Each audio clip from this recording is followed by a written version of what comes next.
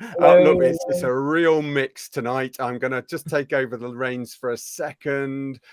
Thank you so much for Moddie joining us, the Queen of Tripe, we know, and Simply Raw Feeding. If you look on our Facebook page, you'll see a link to all of her details and a little bit more later. But right now, Nick is out and about. He's our roving reporter. I am our intrepid roving reporter. Moddie, it's lovely to see you. Thank you for coming on. That's absolutely brilliant. Bren, great to see you as always. I hope my audio's okay. The wonderful Sarah Pepper, who runs Pepper's Natural Pet Pantry. I knew I wouldn't remember it. And Active Dog Shop. Okay, it's just outside Camborne, and it's absolutely brilliant. Can I introduce you guys to? I'll introduce you to her. Please do. Here. Say hello. Hey. This is lovely Sarah. Hello. Hiya. See her Hi, jumper. Sarah. How cool is that? How cool is that? And she's going to be my camera person until we get indoors, and then if we go in, right, I've got some tripe to show you guys. Can you believe it? We actually get excited about tripe on this show. It's incredible. So you can see, Nick, we're going to do a little bit of magic, and we're going to hide a few things. Okay. So, Moddie, you can still be heard. Don't say anything rude. Yeah. Okay. So this is it. This is the shop. This is Sarah's amazing shop, and what we've done is we've got some samples of tripe, and these are just the first ones that we came. Is that backwards? Can you see that? It's backwards.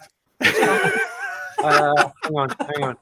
No, don't do it, Nick. This out the other day. Let's try that.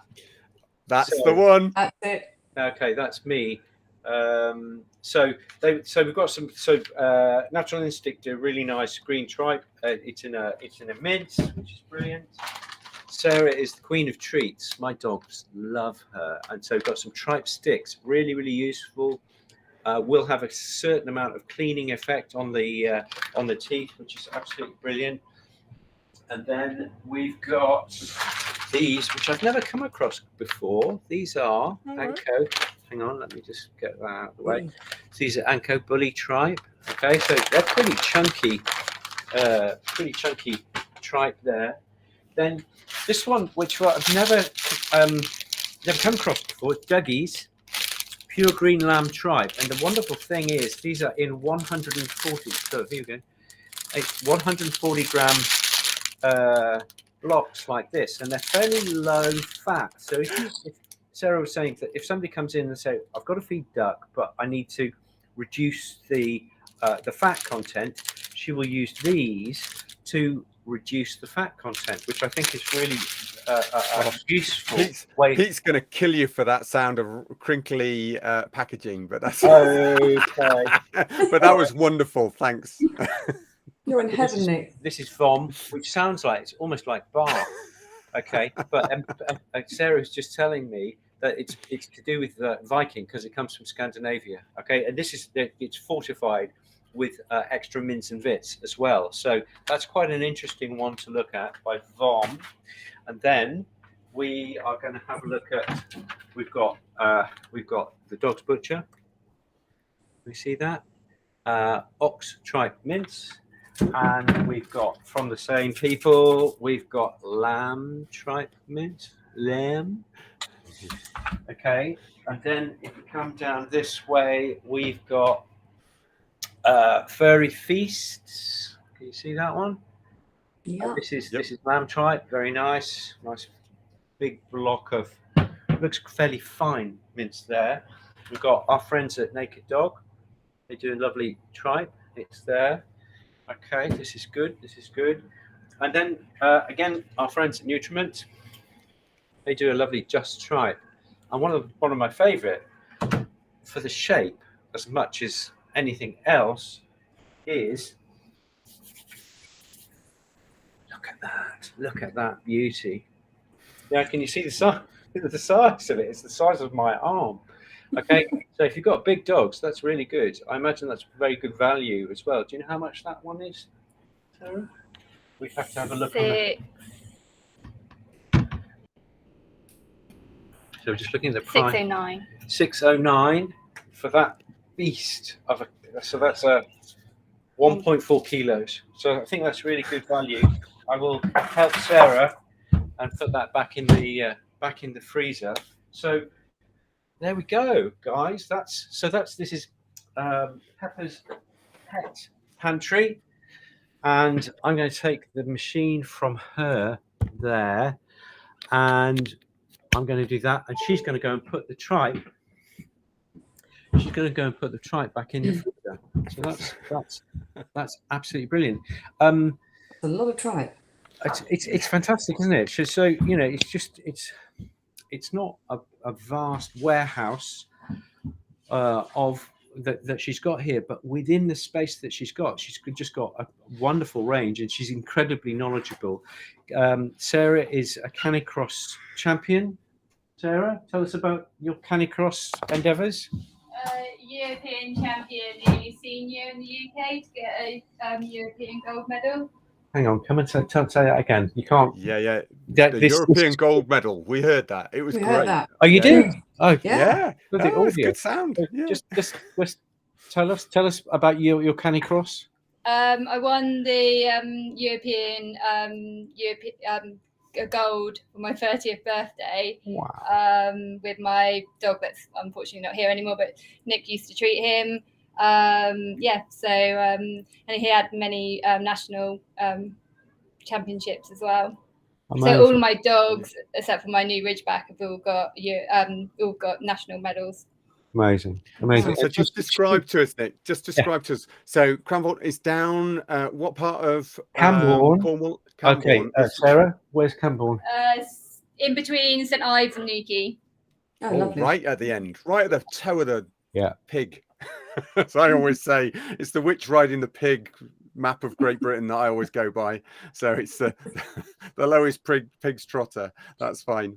Brilliant. Thank you. Okay. She's been Sarah has actually come back. She was at home. She's come back to the shop now just so that I can use the Wi-Fi so that I can talk to you guys. What kind of a star is she? What kind of a star? I've just been to. Sorry, I don't want to hog the show. I've just been to the wonderful Travaskis Farm shop where they're selling organic and regenerative produce. I've just got some amazing lamb chops and some wonderful burgers and some red wine for Ellie. And she'll come. And that was going to be a surprise, but obviously you've just told her. Exactly. So so I'm going to a couple of things to say. One is to say thank you very much, Sally Tobin, for pointing out that I'm often mirrored. So I'm now conscious of that, and now when I show things, you can see. That's wonderful. What else was I going to say? I think this is a really good format.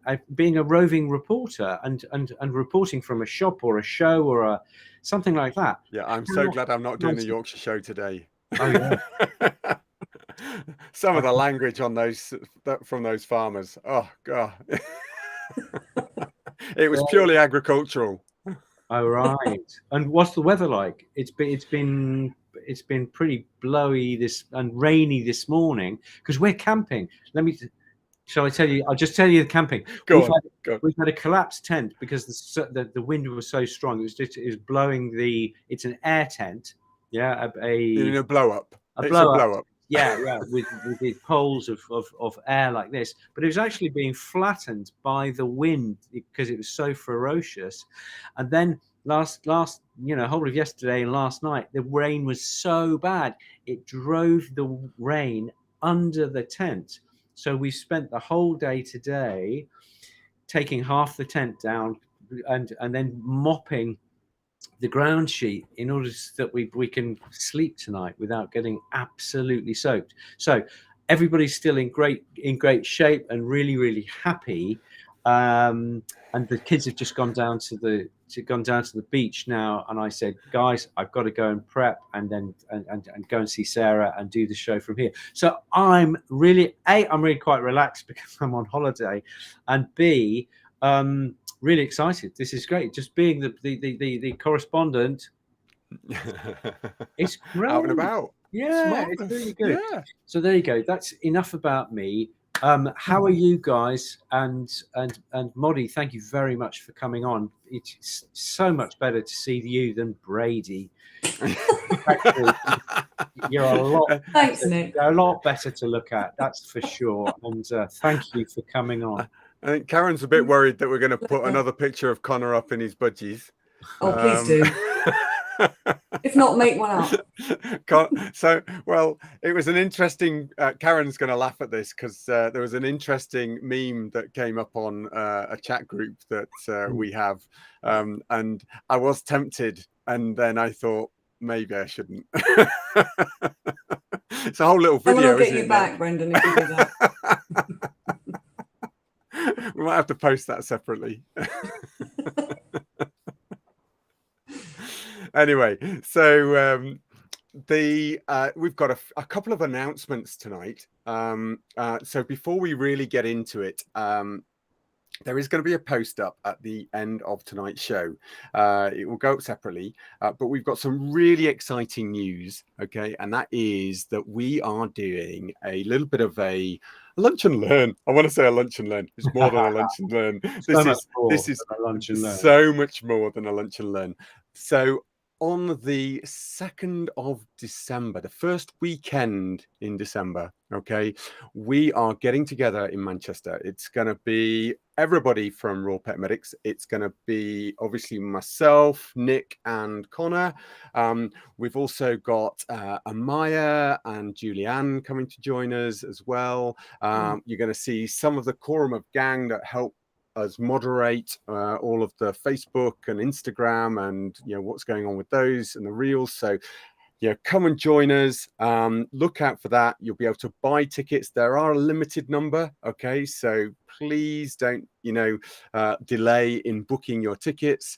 And you'll see that on the poster. Follow the links. We'll get you a way to book your tickets by the end of this week. They're going to be on sale soon, but we just thought we'd let you guys watching tonight get the date in your diary and ready to be booked. We look forward to seeing you there and having some great time, some great information, and maybe just a little bit of a drink afterwards. Just a tad. What's the probability of a drink afterwards, Brendan? So exciting. Quite likely. 100%, we think. Yeah. It's going to be a mess. It's going to be latterly. Again. Yeah. So it'd be really, really great to see as many of you there as possible. It'll be a great learning experience, I'm sure, for all of us. Us included, it will be great fun. So have a little look at that. Otherwise, tonight, things that happened to me today. I've been to the Great Yorkshire Show, looking at a bit of sustainable farming stuff that's being talked about, what's going on out there. Some very interesting stuff there. I was a bit shocked, actually, that there wasn't quite as much moving forward. There was a lot of sustainability was still about carbon, and not a lot about just growing soil and improving how we're creating our food in that sense. So I was a little bit, that could have progressed a bit more, but hey ho. The groundswell, Bren. Yeah, apparently. But there we go. That's maybe because I've got a slightly tainted view because I've moved on a bit from where they're at. But it's great to see some of the raw food stores there. I'm going to say hi to Steph's Pet Pantry. Said hello to her today. There's some pictures going up, various dog stalls on.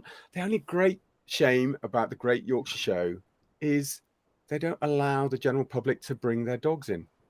So there's lots of stuff to do with dogs there. There's lots of stuff about, working dogs, all of the activities, all of that side of things, lots of things for your dog in there, but you just can't take your dogs in because of all the livestock. And actually what we find is it's such a big show that the general public will either leave their dogs in the car to overheat, or they will bring them into the shows, and rather than sticking away from the livestock areas, they will drag them through the livestock. areas, which is just so distressing for those animals. So unfortunately, they've had to therefore say no, we can't allow dogs in to the show, which is a great shame. But I mean, there's some great county shows going on around the country. Do drop us a little note on those posts if you've got a county show that's really dog friendly and lots of fun. Do let us know when it's happening and give us a little bit of a heads up, and that would be brilliant. And then we can send Nick out to do his roving reporting across the south of the country. I shall do this. Just list the Devon County. That's a shame. That's a shame. County hopping. That was a good one where they have dogs actually in May in near Exeter. Right. Amazing. And also a note for your diary in February. Andy Gray, who is the Farmer's Dog producer, he's a big regenerative farmer down in Crediton in Devon. He is organising Rootstock, which is a regenerative festival. Where they're going to have speakers and all things regen down there. So thank you for reminding me about that. Now, Moddie. Yeah, loads of people saying, come on. Yeah, exactly. Stop hogging the limelight, you two. Yes. Moddie, tell us how you first discovered Tripe and why you love it so much now. Please. Well, obviously, I've worked for several of the raw feeding companies, and I think I've always known a little bit about Tripe. Maybe going back to Butcher's Tripe Mix, horrible food. I think you then named me the Tripe Queen many years ago, Nick, which is a very glamorous title, which I'm very, very, very proud of. I'm sure. Yes. I think it must be in the last maybe 10 years since I've been doing my consultancy stuff. I just found that the more dogs I was treating that had tripe, the better they got. And I had an example of one little Westie a long time ago. I think he'd been on about 27 diets. The vet wanted to open him up. And I suggested that we just put him on tripe. And he was on tripe for a year, which was quite scary because obviously it's not complete and balanced, but we know about the calcium phosphorus rate, etc.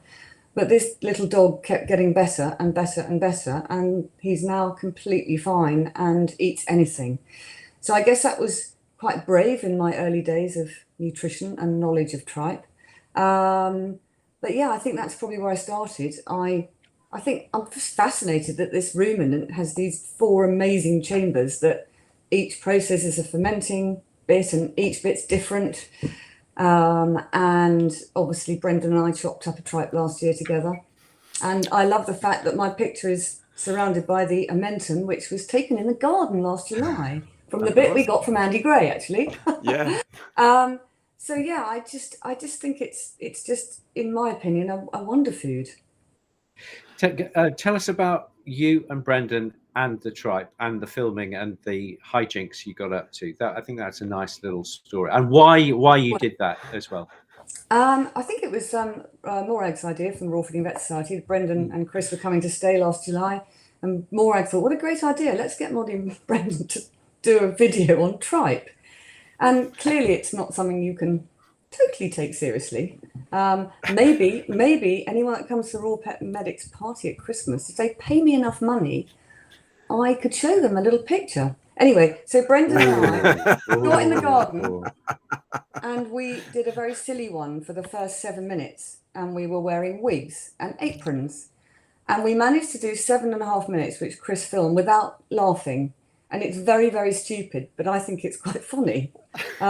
Anyway, it lightened the load. So there was only a little bit of wine and whiskey and gin beforehand. There was none. There's a glass of wine on the table outside with a dog toy, and I've got a big knife, and yeah. So it was very, very stupid. And our dogs were running around, and we talked about it, and then we did a serious one. I'm not sure what's happened to the one because I've never seen it, but I do have the one that's worth a lot of money. So we did that because we just wanted to talk about it, and we put it in some water. And actually, I thought I knew quite a lot about tripe then, but Brendan taught me a lot more. One thing I know is you never stop learning about tripe. So we had even these said that wonderful today, didn't we? Yeah. There's just so much information about it, but I know people have got questions about histamine and all sorts of things like that, but because I'm a bit of a perfectionist, I will only really want to feed my dogs tripe. I know where it's come from in terms of it being properly grass-fed, not grass-fed finished. And actually, anyone who's interested, I've got a really amazing contact in Devon who's the only guy I've found who does venison tripe. So if anyone's got an issue, obviously it's only UK based. If anyone's got an issue, let me know and I'll put you in contact with this guy, because I've never found venison tripe and my dogs love it. So that's quite an exciting one for me. He's quite local to me. And we can put his details on the link to your details that we've posted. Yeah. So if you have a look on that post, you'll find those further details there. That would be brilliant. So somebody was asking, have you found that the cost of tripe has gone up for where you source that from? Is that something that you found as well, Moddie? Or have the people that you bought it from kept it fairly reasonable? I think I get a lot of mine from Paleo. I love they do a DIY organic tripe. They don't always have it in stock. I love that. It's fantastic. I think that's just under £4 a kilo, but the quality is amazing. But actually, their DIY tripe is a lovely mince. It very rarely smells horrible, and I think that's really important, because if it's not taken out of the abattoir quickly, it's going to stink because it's fermenting. And I guess it should smell like a farmyard, but not so bad that you need to wear a gas mask. So yeah, I think it has gone up. I'm not sure what other, obviously, Nick, you had that big one there. That was what, £6? That's just under 1.5 kilos. That's pretty good value. But another thing that worries me over the years is the fat content, because the highest fat content I've found in tripe is 18.84 and the lowest is 6. And I've recently treating a dog with gallbladder issues. Obviously, the fat's an important one there. So that's something to really look out for, apart from smell, is the fat content, because it shouldn't have any fat in it. Would you agree there? The way to get around that is to ask your supplier what is the fat content, because it's one of the, in the MOTFA analysis that you protein, fat, and ash and what have you. I think know what the fat, because if you've been feeding tripe from Mr. A for 6 months and it's been at 5-6%, and then suddenly you get it from Mr. B and you're feeding 18%, that's potentially quite a big jump. And then you might think, oh well, why's the dog got a bit loose, or oh my goodness, the dog got pancreatitis. It's not the fact that it's relatively high fat, it's the jump, the overnight jump that I think people just need to look at. And if they can't tell you what the fat is, you've got to be a bit suspicious, methinks. Brent, what are your thoughts? How did you start with tripe, and how do you use it in the practice? Yeah, so I tend to look, I love the fact that it's packed, if it's a good tripe, that it's packed with prebiotics, not just from the content in green tripe, from the fibers that are within the content there, but actually all of the collagens that make up the lining, all of that is prebiotic for our dogs and cats.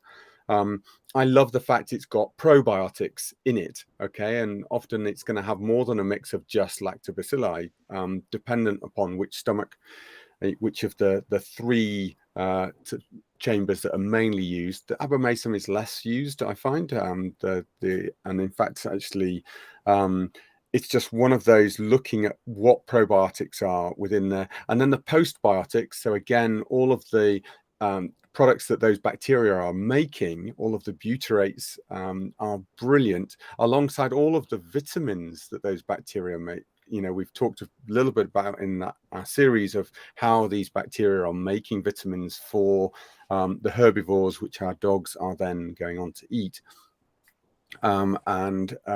Realizing that actually a lot of that we would consider as postbiotics, so things that are made by those bacteria. So great to see that. I think the fat question is always about how much omentum, how much attachment to that stomach is being used in that mincing process, how much it's been trimmed before it's been used.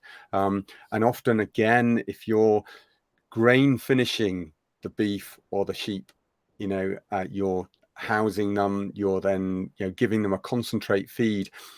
Yes, it helps to marble the meat for those meat producers that want to produce a tenderer steak with more flavor, inverted commas, not necessarily healthier.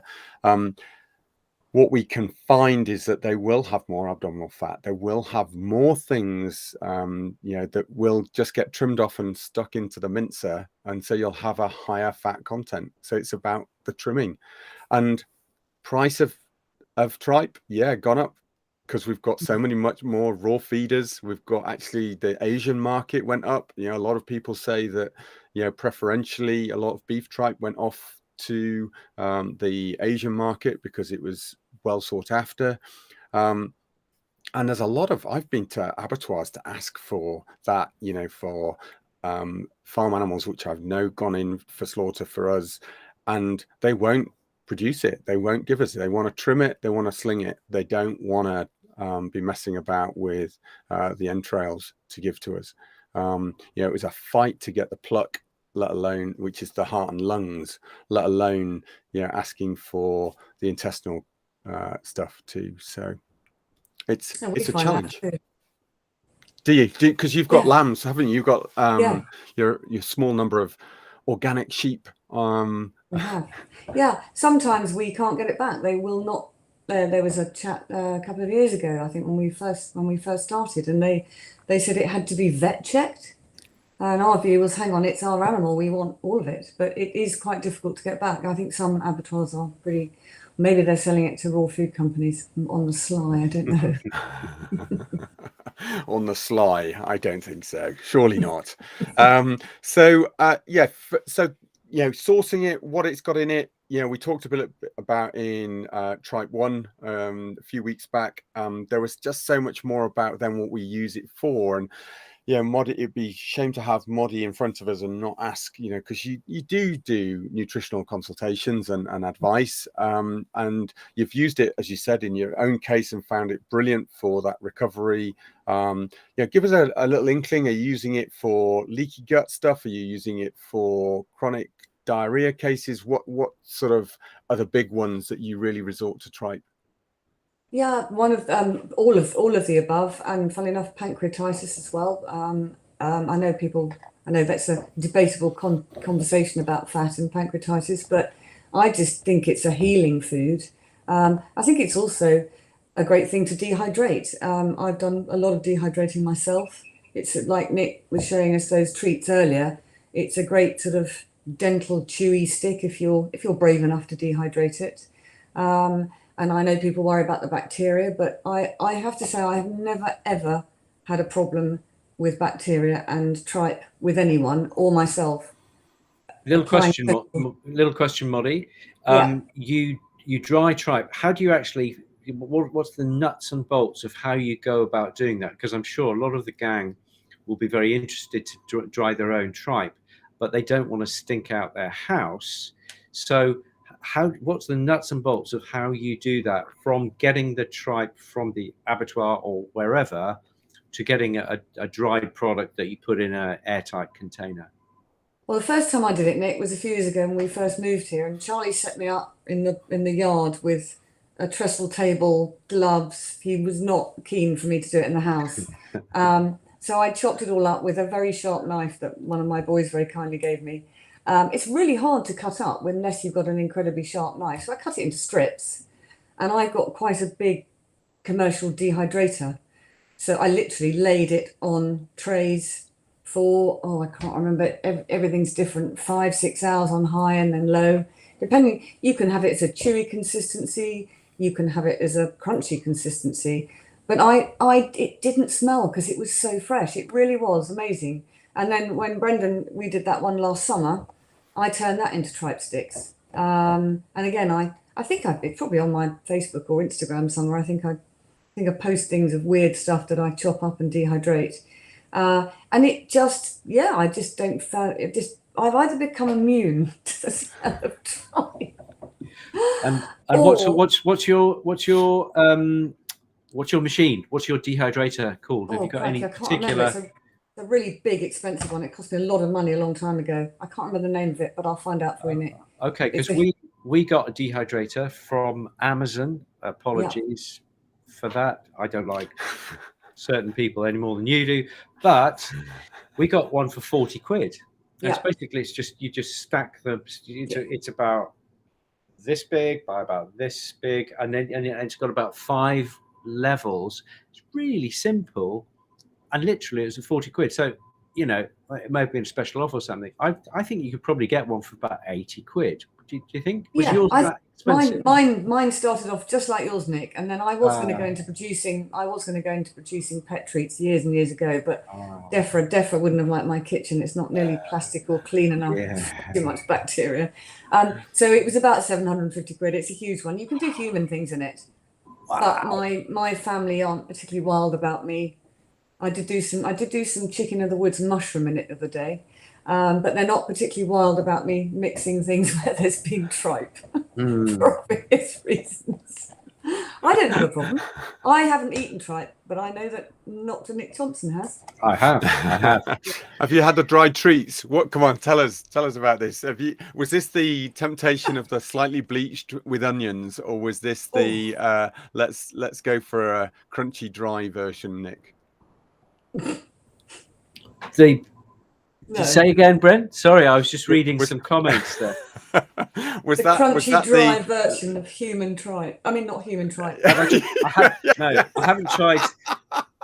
I really don't think I could do it, because my experience with tripe was with bleached human grade tripe. Okay, so all the goodness has gone because it's been bleached, but I found it's like squid. Squid has got quite a firm, soft consistency. Would you agree? Yeah, if you're eating squid. Okay, so if you take that down a few notches, that's like tripe. It's got slightly more squidgy than it. What does it taste of? It tastes of pretty much nothing, especially when they've bleached it and done all this stuff with it. So would I eat it again? Yeah, I guess so. In a stew or something like that, we could probably get away with it. I'm not sure what the value is after it's been bleached and what have you. I'm not sure whether there's any nutritional value in it whatsoever. Would I go for one of the chews? Definitely not, because you'd have to chew it until it got soft enough to actually, then put down your neck, and that process, I think, would be so the flavors, the tastes, and what have you would be really quite unpleasant. However, my dogs go insane for tripe treats. It really is good, and you can chop the things up. If you get a stick, you can chop the stick up, and then you've got a day's worth of treats, which is fantastic. You describe it a little bit like eating oysters, Nick. Is it one of those that you sort of like have to just sort of like squeeze a lemon, a couple of chomp swallow, just yeah. But the thing about oysters is that they're stunningly good for you with the zinc and with the essential fatty acids and all this stuff. Yeah, absolutely brilliant. Whereas tripe, I think human tripe is probably not worth the packaging. Can we not call it human tripe? I think No. people are going. Would you eat a dog tripe stick then, Nick? No, I wouldn't. I didn't think so. I don't. I think you said you would want. No, I wouldn't. However, we could have perhaps a game at the Christmas. We're calling it a Christmas party. It's supposed to be an educational event. So at the Christmas event, we could maybe have who can get through a tripe stick quickest. I think Brady will win that one. Do you? No. Yeah, he's got this thing. Well, as long as we're not into pizzles, we're all right. Oh. Anyway. Oh gosh. Oh, you're bonkers, you lot. Oh, anyway. No.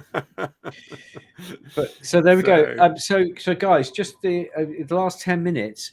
Any top recommendations? Any top tricks that you use with tripe? I'm trying to think of some myself. I can't think of anything off the off the top of my head.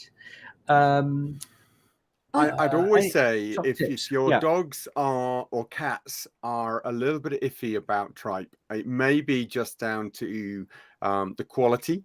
It's, you know, if something's been messed about with for a long time before it's then been frozen, that can affect how it smells. We talked about this earlier, you know, that actually sometimes if abattoirs don't give you really super fresh stuff, it's much smellier than others. I think there's also an element of what those animals have been fed on, which comes into that.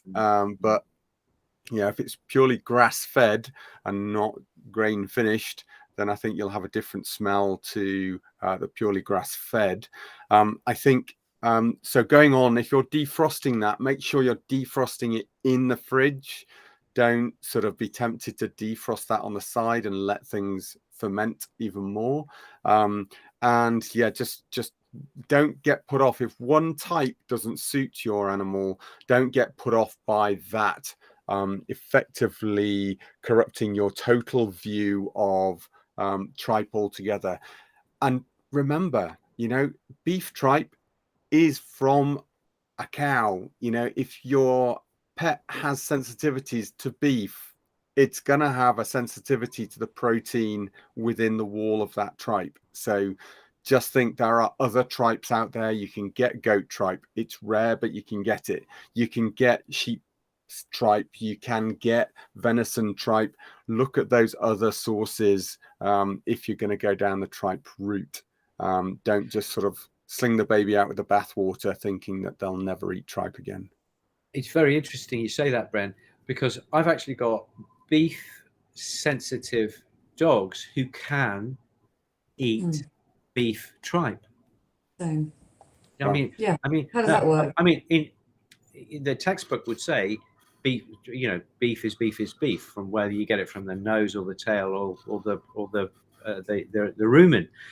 But in practice, I think you can almost treat them as two separate entities. However, so that means that if your dog is beef sensitive, as Bren says, don't throw the baby out of the bathwater. It may be, and I would start with very, very small. And if you don't see the itch, if you don't see the squitty gut, you might find that you can get some good beef nutrition into your dog through the back, through a side door, rather than saying, "Oh, we can't feed beef," you know. So that's definitely worth doing. And if you're feeding beef tripe and the dog can't tolerate it, then you've got to have, as Brent says, we've got lamb tripe and we've got venison tripe if you're very lucky. Moddie, where did you get your venison tripe from? It's a guy here locally to me who was at uni with Ollie, our youngest son. He's called Curtis Pitts. He does it for the human market, but he's very cleverly. He does heart, liver, kidney, spleen, tripe, antlers, trim. He's brilliant. He's a really, really, really cool guy, actually. I went to see him just before Christmas. And I'd like to do more with him because I think like you were saying, I've got quite a few dogs who can't tolerate lamb, but they're fine on lamb tripe. And that kind of doesn't make sense, does it? Doesn't make sense. No. Okay, so maybe if they're buying from a different supplier, I really passionate about the fact that if we got sick dogs to treat, we need to know what the animal's eaten that we're feeding the dog. Yeah. And if that has been given any grain, and we all love glyphosate and all that stuff, I think that clearly must affect the tripe. Yeah, absolutely. I mean, I love the Bella and Duke stuff, and I'm sorry, but yeah, I do give them some advice. But I think from a point of view of their grass-fed tripe, because they do a meat-only range, my cat will absolutely demolish that. My dogs will absolutely demolish that. It totally does not smell like the normal tripes from some of the other companies that I've dealt with in the past. And I would just say it makes a difference. It absolutely makes a difference where your company is sourcing their tripe from. So tripe isn't tripe. I mean, we could talk tripe for hours, but it isn't. I mean, it really isn't. It just, I think it's so important to know what the animal's eaten. And fat. But I think another thing to do with the dehydration is if you've you've got a fussy dog or not well dog, and if you dehydrate it really, really dry, you can make it into crumbles and put sprinkles on the top. That can tempt dogs to have a little try of something different. It's not for everyone, I do get that, and so many people say I just can't feed tripe because it smells so bad. But in my opinion, I think that you're getting it from the wrong supplier. I think it's fantastic stuff. Love it. And yeah, I mean, when we chopped ours up last year, Brendan, did we wear gloves? I can't remember, but I don't remember it being. Yes, we did. Because I distinctly remember we went for the gin and tonic afterwards, and it did not smell of tripe. Right.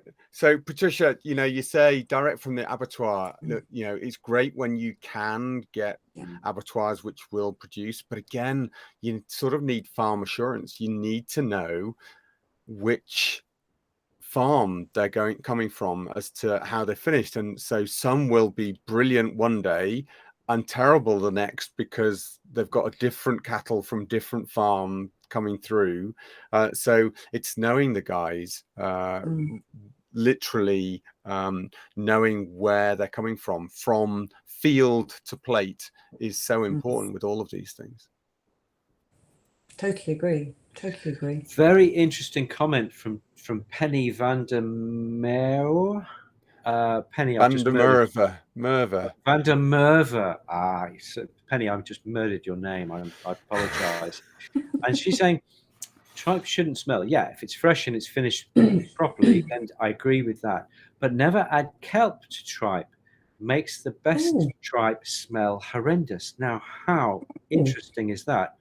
Any thoughts, guys, on what might be happening there? Well, it's really interesting because actually we start to feed kelp to some cattle because it can improve their gut flora and actually change their gut flora to reduce methane release, if I remember rightly, as one of those additives. So I wonder if that's also, if people are using that as their silage additive, that they actually suddenly get a really smelly tripe. Maybe they're adding it into the grain. For the pellets that they feed them. Interesting. So we're thinking that the kelp might be changing the microbiome. Is that what you're saying? However, if you've got tripe from the abattoir, and then you add kelp, which is what I think Penny is trying to say, then you haven't got a live creature to then maintain a new biome. So if you sprinkle it on like salt on your fish and chips, I wonder, Penny, is that when you see this change? I think that's what she's saying. I think that's what she's saying, but I was interested that actually we do know that some farmers are adding it to their cattle feed in order to change their cattle microbiome. So I just wondered if you'd get the same effect. That was my question back, not my statement to disagree with what Penny was saying. Yeah, well, there you go. It might be that when you put it on, it will change the biome. Maybe it kills some of the smell suppressing bacteria, possibly. If anybody's got any ideas, please let me know. Caitlin says kelp equals iodine. Well, yeah, it does, but it's got a lot of other things in it as well. That's for sure. So this is interesting stuff. I don't have the answer. If anybody does, then please let me know. I think I saw some green tripe with added kelp when I was looking at foods earlier. I'll have to look at. All right. Maybe that's why that's super smelly. I don't know. All right. Okay. And they were saying they put it in because of the calcium, which I thought was quite odd actually, because there's calcium in tripe. But they said they were adding, I think it was kelp. I'll make some notes. I'll have a look at that tomorrow. Okay, I can do one better than that. What I'm thinking is that so the question is there a product in the shop here that contains kelp? I can go and have a little look. Let's jump onto Patreon and see if we can answer that question. And I'm going to ask Sarah Let's do a quick run round. Well, no. I'm natural instinct one, Nick. Nick, look at the natural instinct one. It springs to mind. I'm not sure. Brilliant. Okay, I'm going to go. I could do that. So, guys, we'll see you over on Patreon. We will. Come over with us, and we will look into the kelp and tripe thing, and we'll ask the and lovely we'll Sarah. also touch on, I think Moddie has already touched on pancreatitis, and we're going to touch on that again because somebody's just asked, is it too fatty? We can talk about that. And IBD, we're going to talk about why it's good for IBD. So we're going to do that over on Patreon right now. If you're listening to the podcast on any of your favorite podcast providers, you'll probably hear a little bit more about this on the audio. So just remember, guys, Pete is really nice to a lot of you, and I believe that actually he allows the audio from our bit on the side to occasionally sneak into the audio files for our podcasts. So if you want to catch up on some of that information and feel a bit too scrimpy to join us for a cup of tea or a cup of coffee over on Patreon, you might want to re-listen to some of these podcasts on your podcast provider, and you'll get some extra snippets of information. But otherwise, guys, look out for the advert for our Christmas get-together. It's a lecture day on a Saturday. Come join us in Manchester if you can. We're so looking forward to that. It's going to be really exciting. And we will see the rest of you over on Patreon shortly. Okay, take care. Amazing. See you guys from sunny Cornwall.